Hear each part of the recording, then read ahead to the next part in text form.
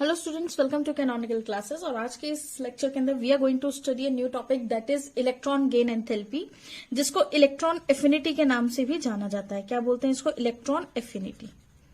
ठीक है, या तो इलेक्ट्रॉन गेन एंथैल्पी बोले या फिर इलेक्ट्रॉन एफिनिटी बोल सकते हैं। तो ये होता क्या है कि the amount of energy release, मतलब ये रिलीज एनर्जी होती है। The amount of energy release, ठीक है, मतलब एनर्जी रिलीज होगी। कब एनर्जी रिलीज होगी? When electron is added. When electron is added, जब इलेक्ट्रॉन जो है वो क्या होगा? ऐड होगा इनटू, किसमें ऐड होगा? इनटू न्यू, मतलब न्यू जो आपकी शेल है न्यूट्रल गैसेस एटम में। ठीक है, क्या आप बोलेंगे? The amount of energy release when electron is added into neutral gaseous atom, into neutral gaseous atom is called as, उसे क्या बोला जाता है? is called as electron gain enthalpy. electron gain enthalpy, ठीक है। क्या बोलेंगे उसको? उसको बोला जाएगा इलेक्ट्रॉन गेन एंथैल्पी। राइट, फिर से रिपीट करते हैं, what is electron gain enthalpy? ऐसी अमाउंट ऑफ एनर्जी जो रिलीज होती है जब एक इलेक्ट्रॉन किसी भी न्यूट्रल गैसेस एटम के अंदर ऐड किया जाता है। फॉर एग्जांपल क्लोरीन है, तो क्लोरीन क्या है? क्लोरीन का एटॉमिक नंबर इज 17। ठीक है, तो अगर इसकी शेल की कॉन्फ़िगरेशन लिखे जाए, शेल कॉन्फ़िगरेशन लिखे जाए, तो वो क्या होगी? 2, 8 एंड 7, यही कॉन्फ़िगरेशन होगी। अब देखिए 2, 8, 7 इसकी कॉन्फ़िगरेशन है, तो ये क्या करेगा? एक इलेक्ट्रॉन इसमें हमें डालना पड़ेगा बाहर से, एक इलेक्ट्रॉन ये गेन करेगा। ठीक है, इलेक्ट्रॉन को गेन करेगा टू कंप्लीट ऑक्टेट। और जैसे ये इलेक्ट्रॉन को गेन कर लेगा ऑक्टेट कंप्लीट करने के लिए, तो क्या हो जाएगा? जैसे इलेक्ट्रॉन इसके अंदर एंटर होगा तो एनर्जी रिलीज होगी, मतलब एक इलेक्ट्रॉन एंटर हो गया तो एक इलेक्ट्रॉन की जितनी एनर्जी रिलीज होगी, 2 इलेक्ट्रॉन जाएंगे तो 2 इलेक्ट्रॉन जितनी एनर्जी रिलीज होगी। ठीक है, तो जो एनर्जी रिलीज हो रही है उस टाइम पे, उसको क्या बोला जाता है? Electron gain enthalpy. और it is represented by delta EGH। ठीक है, किसे रिप्रेजेंट करते हैं? Delta EGH। फॉर एग्जाम्पल आपके पास कोई भी सब्सटेंस है X, गैसेस एटम है X, ठीक है, इसमें इलेक्ट्रॉन आपने ऐड करना है, प्रोडक्ट बनेगा X गैस।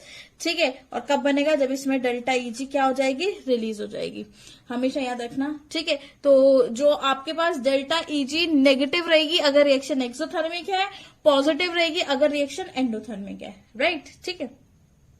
उसी तरह से जैसे कि हमने आयनाइजेशन एनर्जी के अंदर पढ़ा था, सक्सेसिव आयनाइजेशन एनर्जी। राइट, वो इसीलिए यहां पर भी होता है सक्सेसिव इलेक्ट्रॉन गेन एंथैल्पी, मतलब एक इलेक्ट्रॉन ऐड हो रहा है, उसके बाद दूसरा ऐड हो रहा है, उसके बाद तीसरा ऐड हो रहा है। तो 1, 2 एंड 3 इलेक्ट्रॉन ऐड करने के लिए जो 3 एनर्जीज रिलीज होंगी, that is successive electron gain enthalpy. Right, तो यहाँ पे एक मतलब मोस्ट फेमस क्वेश्चन जो आता है, that is second electron gain enthalpy is positive क्यों होती है? मतलब मोस्ट ऑफ द केसेस में जो सेकेंड इलेक्ट्रॉन गेन एंथैल्पी है वो पॉजिटिव रहती है। जैसे पहले इलेक्ट्रॉन गेन एंथैल्पी तो हमेशा आपकी क्या रहेगी? नेगेटिव। हमेशा याद रखें, first electron gain enthalpy is always negative. लेकिन जब हम सेकेंड की बात करें तो second electron gain enthalpy is always positive. इसको यहां पे लिखते हैं सो दैट कि आपको और अच्छे से क्लियर हो।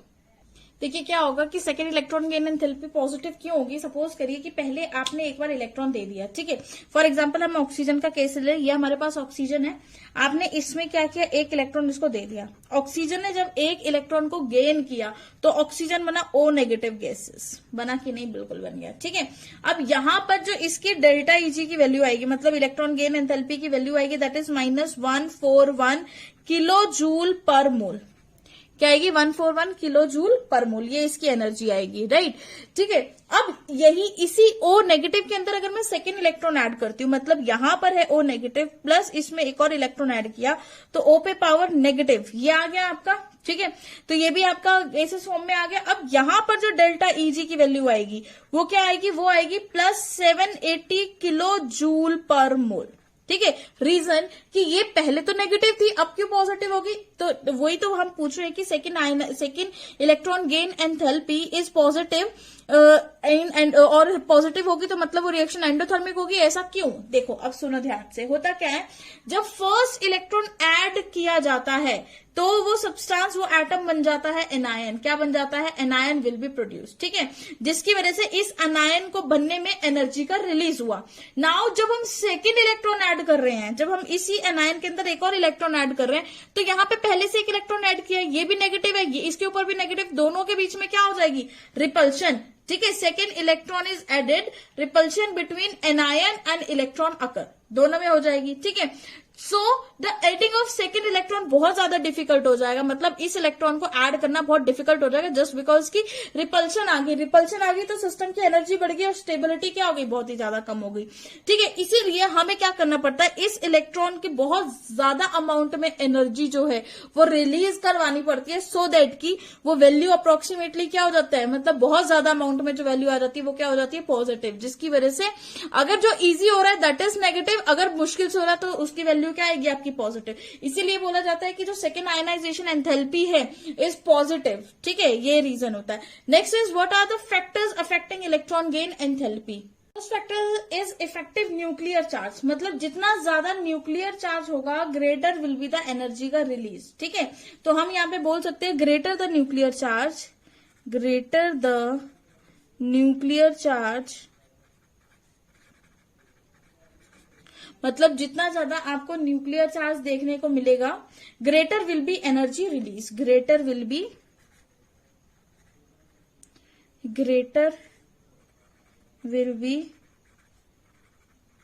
एनर्जी रिलीज, ठीक है। जितना ज्यादा न्यूक्लियर चार्ज होगा उतनी एनर्जी क्या हो जाएगी? रिलीज हो जाएगी। तो हम इसको बोल सकते हैं delta EGH is directly proportional to Z effective. किसके डायरेक्टली प्रोपोर्शनल है? Z इफेक्टिव का डायरेक्टली प्रोपोर्शनल, मतलब न्यूक्लियर चार्ज ज्यादा तो इसका भी रिलीज ज्यादा होगा, ठीक है, क्योंकि न्यूक्लियर चार्ज ज्यादा तो उतनी फोर्स ऑफ अट्रैक्शन होगी, है ना, तो इलेक्ट्रॉन को ऐड करना उतना ही आसान हो जाएगा आपके लिए, है ना, क्योंकि nuclear charge is positive charge और इलेक्ट्रॉन ऐड करोगे तो वो नेगेटिव होगा, तो जितनी ज्यादा न्यूक्लियर का चार्ज होगा उतनी फोर्स के साथ वो उसको खींचेगा, और जहां पे फोर्स ऑफ अट्रैक्शन आ जाती है वहां तो एनर्जी रिलीज होती ही होती है। हमेशा याद रखेंगे, फोर्स ऑफ रिपल्शन तो एनर्जी सिस्टम की बढ़ जाती है, फोर्स ऑफ अट्रैक्शन तो एनर्जी सिस्टम की कम हो जाती है। तो यहाँ पे फोर्स ऑफ अट्रैक्शन होने की वजह से इस सिस्टम की एनर्जी क्या हो गई है? डिक्रीज हो गई है, राइट। सेकेंड अगर हम बात करें एटॉमिक साइज की, सेकेंड हम बात करेंगे एटॉमिक साइज, ठीक है। First is effective nuclear charge, second is atomic size. तो एटॉमिक साइज में देखिए, smaller the atomic size easier will be the, जितना छोटा आपका एटॉमिक साइज होगा, स्मॉलर द एटॉमिक साइज, जितना छोटा आपका एटॉमिक साइज होगा easier will be the addition of electron, easier will be the addition of electron. Electron का add होना उतना ही आसान है, क्योंकि छोटा इलेक्ट्रॉन उसमें न्यूक्लियर चार्ज ज्यादा है ना, और बड़ा इलेक्ट्रॉन होगा तो न्यूक्लियर से डिस्टेंस ज्यादा होगा, तो छोटे इलेक्ट्रॉन में न्यूक्लियर चार्ज ज्यादा है तो उसी फोर्स ऑफ अट्रैक्शन से वो इलेक्ट्रॉन को क्या करेगा? खींचेगा और एनर्जी क्या हो जाएगी? रिलीज हो जाएगी। तो हम बोल सकते हैं electron gain enthalpy is inversely proportional to atomic size, atomic size के इनवर्सली प्रोपोर्शनल है, ठीक है।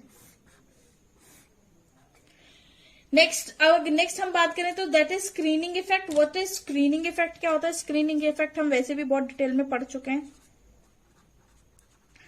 स्क्रीनिंग इफेक्ट,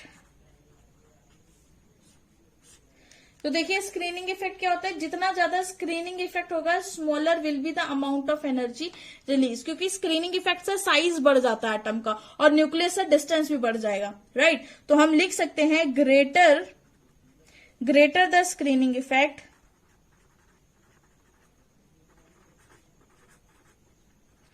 जितना ज्यादा स्क्रीनिंग इफेक्ट होगा smaller will be the amount of, smaller will be the amount of energy release, ठीक है, smaller will be the amount of energy release. तो electron gain enthalpy is inversely proportional to screening effect. Screening effect, ठीक है, electron gain enthalpy is inversely proportional to screening effect, है ना। मतलब हमारी electron gain enthalpy अगर ज्यादा है तो स्क्रीनिंग इफेक्ट कम होगा, और इलेक्ट्रॉन गेन एंथैल्पी कम है तो स्क्रीनिंग इफेक्ट आपका ज्यादा होगा, राइट। मतलब एनर्जी कम रिलीज हो रही है ना, या फिर एनर्जी ज्यादा रिलीज हो रही है, वो उसके इनवर्सल प्रोपोर्शनल होगा स्क्रीनिंग इफेक्ट के। Next is penetration effect. Greater penetration effect मतलब जो न्यूक्लियस के जितना ज्यादा क्लोज होगा, जिसमें जल्दी से इलेक्ट्रॉन पेनिट्रेट हो सकता है, ठीक है। तो किसके अंदर पेनिट्रेट होता है? एस ऑर्बिटल, और आपका एस ऑर्बिटल न्यूक्लियस के पास होता है। तो सबसे ज्यादा पेनिट्रेशन एस के अंदर होता है, देन पी के अंदर होता है, then D, after that F, ठीक है। तो पेनिट्रेशन इफेक्ट का जो ऑर्डर है, सीक्वेंस, वो ये है। अब देखिए जितना ज्यादा पेनिट्रेशन इफेक्ट होगा, क्योंकि एस न्यूक्लियस के पास है, तो जितनी जल्दी इसके अंदर इलेक्ट्रॉन जाएगा उतना ही पेनिट्रेशन इफेक्ट और उतनी ही इलेक्ट्रॉन गेन एंथैल्पी, ठीक है। यहां पर भी वही फंडा लग रहा है न्यूक्लियर चार्ज का, क्योंकि एस न्यूक्लियस के पास है तो इस पे सबसे ज्यादा न्यूक्लियर चार्ज होगा। तो हम यहां पे लिख सकते हैं greater the value of penetration effect, greater the value of penetration effect, ठीक है। जितनी ज्यादा वैल्यू है आपके पेनिट्रेशन इफेक्ट की, greater will be the electron gain enthalpy, greater will be the electron gain enthalpy, ठीक है। जितना ज्यादा पेनिट्रेशन इफेक्ट होगा उतनी ज्यादा इलेक्ट्रॉन गेन एंथैल्पी होगी।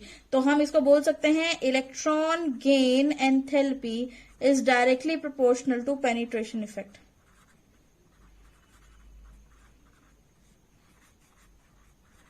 Is directly proportional to penetration effect, ठीक है। किसके प्रोपोर्शनल होगी? पेनिट्रेशन इफेक्ट के प्रोपोर्शनल होगी। नेक्स्ट फिफ्थ पॉइंट अगर हम डिस्कस करें, that is electronic configuration. Electronic configuration, देखिए इलेक्ट्रॉनिक कॉन्फिगरेशन में क्या होता है, हमारे पास एग्जैक्टली हाफ फिल्ड, है ना।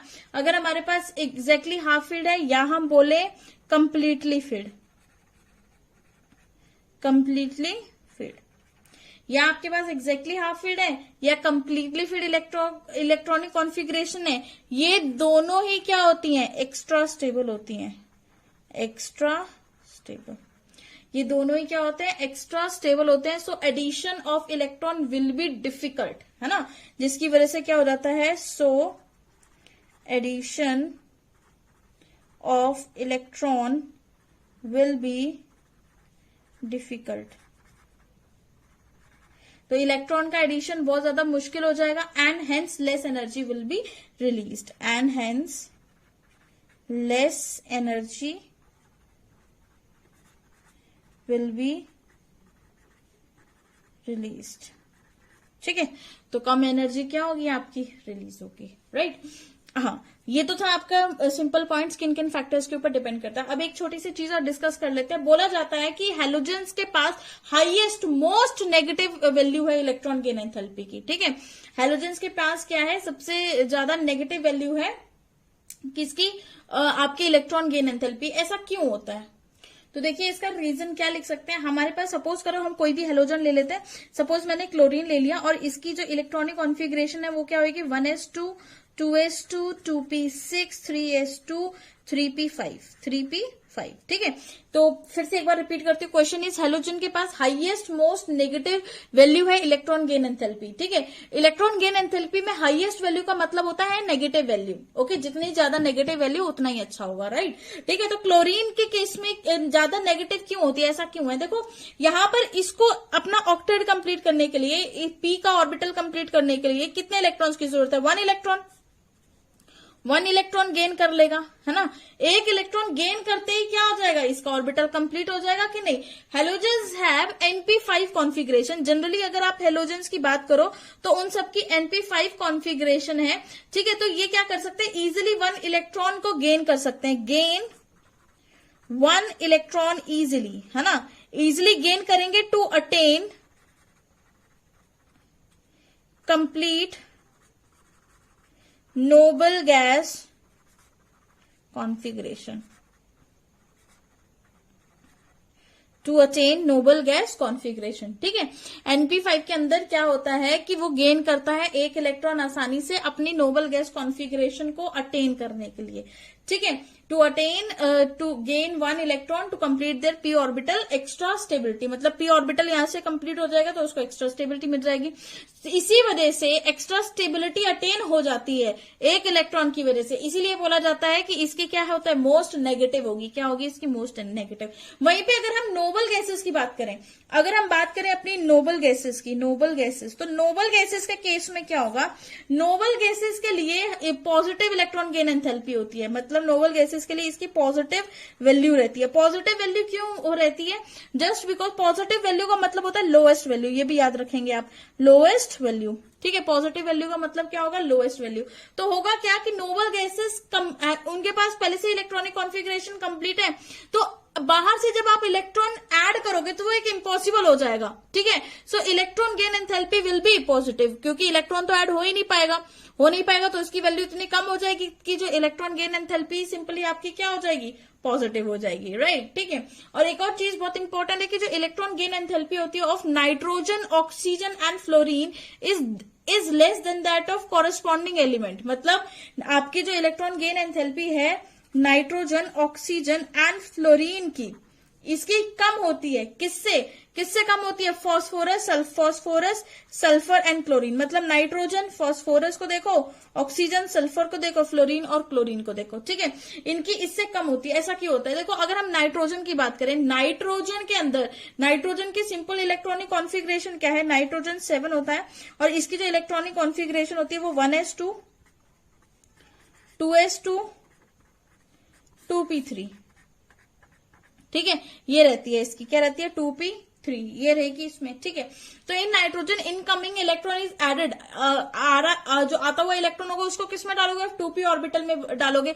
लेकिन अगर हम फास्फोरस की बात करें, अगर इसमें 2p है तो फास्फोरस में 3p होगा, 3p के अंदर 3 इलेक्ट्रॉन्स हो गए, और उसमें जो एंटरिंग इलेक्ट्रॉन होगा वो किस में जाएगा, 3p ऑर्बिटल में। लेकिन 2p ऑर्बिटल का साइज छोटा होता है, तो जिसकी वजह से इलेक्ट्रॉन और इलेक्ट्रॉन में रिपल्शन हो जाती है। ठीक है, इलेक्ट्रॉन में रिपल्शन हो जाएगी, जिसकी वजह से इलेक्ट्रॉन गेन एंथैल्पी बहुत कम हो जाती है, किससे, फास्फोरस से।